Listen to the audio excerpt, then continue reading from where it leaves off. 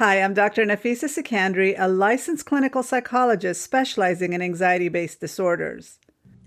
How often have you heard people say they don't go to therapy because it doesn't work? In a previous video, I talked about the importance of making time for therapy, but what if you believe therapy is a waste of time and money or simply doesn't work? I've had several patients tell me that they've suffered for many years because they used to believe therapy didn't work, so they just didn't bother pursuing it.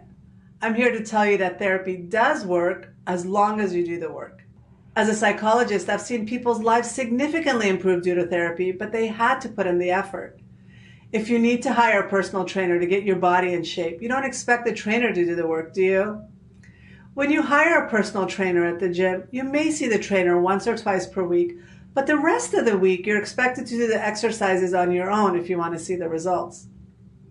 It's basically understood that if you don't end up losing weight or aren't able to build muscle, it's not necessarily the trainer's fault. So therapy works the same way.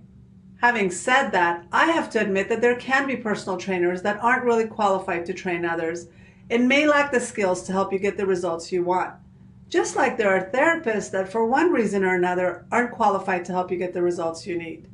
But this doesn't mean exercising doesn't help you get the results you want, and definitely doesn't mean that therapy can't work for you. Today I want to talk about how you can make the most out of your therapy sessions. For starters, you need to show up consistently. It takes time to establish rapport or comfort with your therapist, so meeting consistently is important to establishing a comfortable working relationship. Repeatedly canceling your appointments or not showing up will not get you the results you want. Also, going to therapy once a month or every once in a while will not get you the results you need. Second, it's important that you come prepared to the sessions. You have an entire hour dedicated to you and your struggles, so why not make the most of it? Make sure to come prepared with thoughts and ideas that come up between sessions. Write down what comes up for you between sessions and reflect on your last session. Journal about these thoughts and make a list of the ones that are bothering you or the thoughts or experiences that you need to process, and then talk to the therapist about what came up for you. The therapist can't help you if she doesn't know what you're dealing with or what came up for you between sessions. I have to do this myself with every doctor's appointment. I think about everything I need to talk to my doctor about and write it down to make sure I get all of my questions answered before I leave that office. It's also very important to be honest and share everything, including not following through on assignments. It's important to be very honest about any drugs and substances you're also taking. It doesn't do you any good to lie to your therapist. Make sure to participate and ask questions if you don't understand something, or most importantly, if you don't want to do what's suggested in therapy. Become comfortable about offering feedback about the sessions with your therapist. Share not only what's worked for you, but also what's not working. Also make sure to take time and check in with yourself to make sure that there's a good match between you and your therapist. Many times therapy doesn't work because there's such a mismatch of personalities between you and the therapist. Before I graduated with my doctorate, all the students were expected to go through therapy for 50 hours. That's almost a year's worth of therapy. The challenge was that we stick with one therapist for the entire year. I didn't like that at all. As it turned out, the first therapist that I found based on my limited budget as a student was a terrible match for me.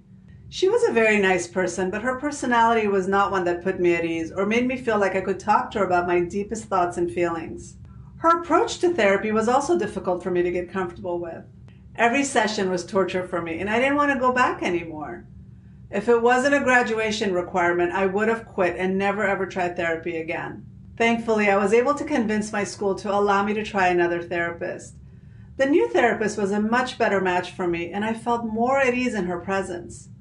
That was very important for me to be able to open up and truly work on myself. So it's very important to not give up. Remember, just because you don't see benefit with one therapist doesn't mean you should give up on therapy altogether. Due to my own personal experience with therapy, I'm not offended by a patient telling me that I'm not a good match for them. I know I can't be a good match for everyone, so I would rather the person find someone that is a good match than force them to stay with me or for them to give up on therapy.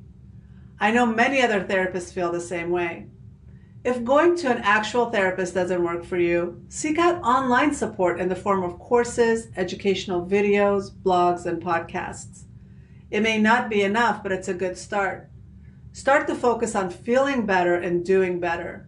Take that first step, but don't give up just because it gets hard or you're met with obstacles. My free PDF, The Top 5 Strategies for Great Mental Health, is a great place to get started.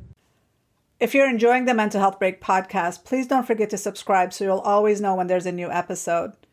If you're listening on Apple Podcast, be sure to give us a review or 5-star rating since that'll help others find the podcast. I can't wait to see you here next week. Same time, same place. Bye for now.